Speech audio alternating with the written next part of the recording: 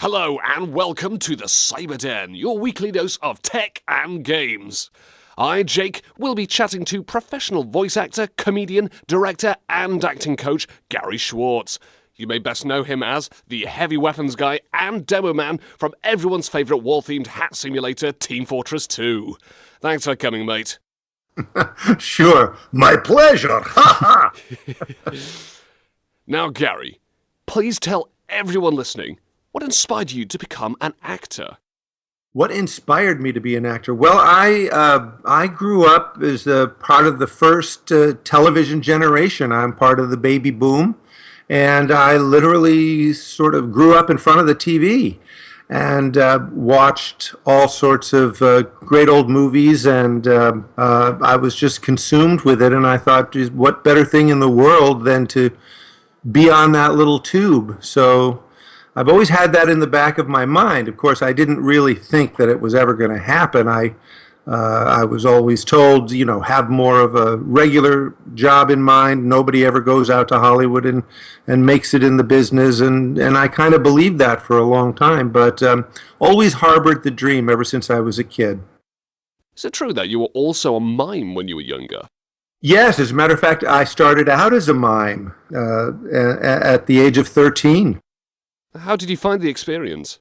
Well, it was very interesting. I kind of did one of these run away from home and join the circus kind of things.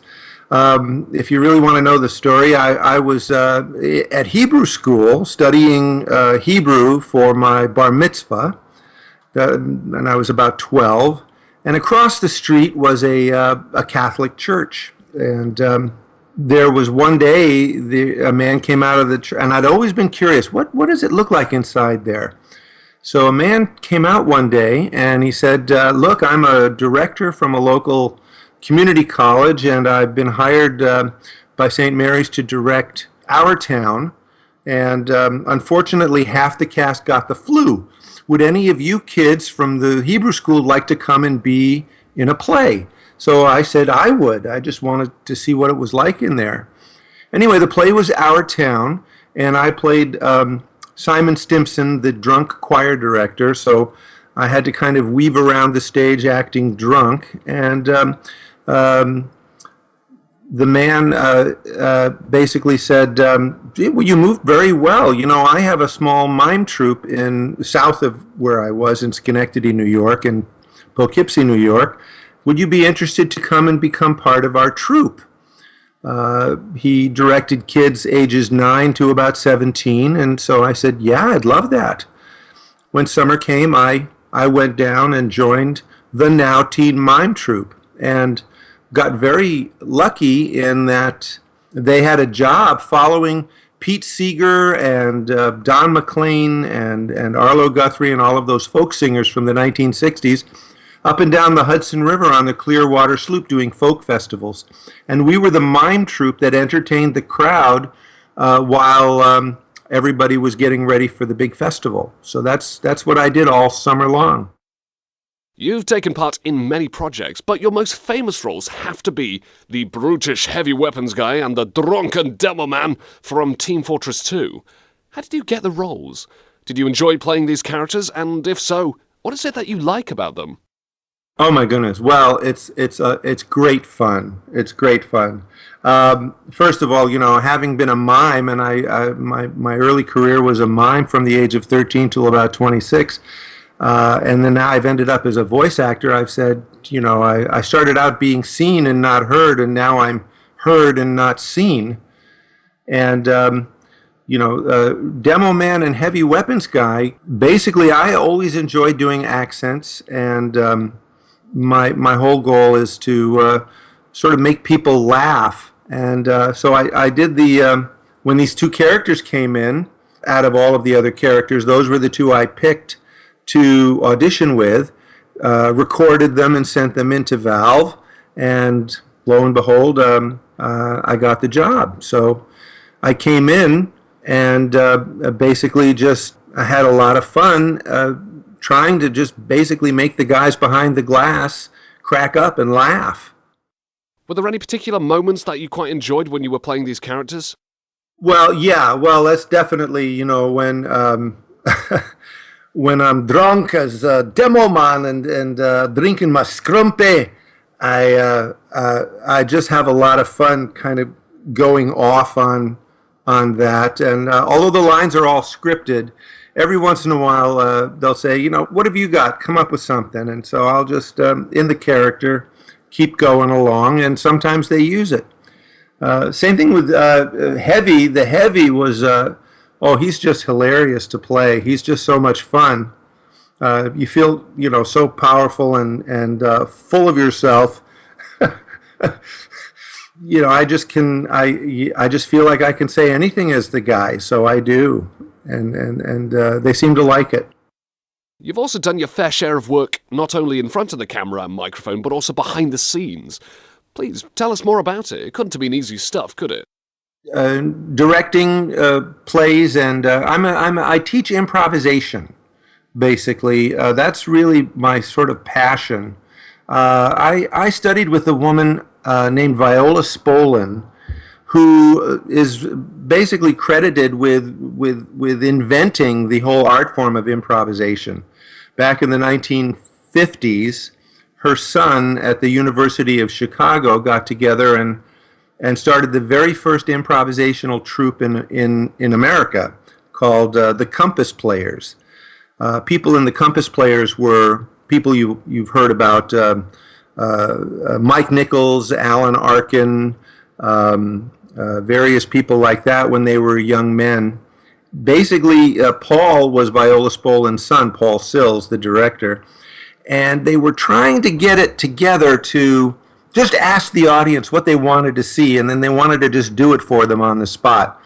But it was kind of a new concept, inspired by the German playwright Bertolt Brecht.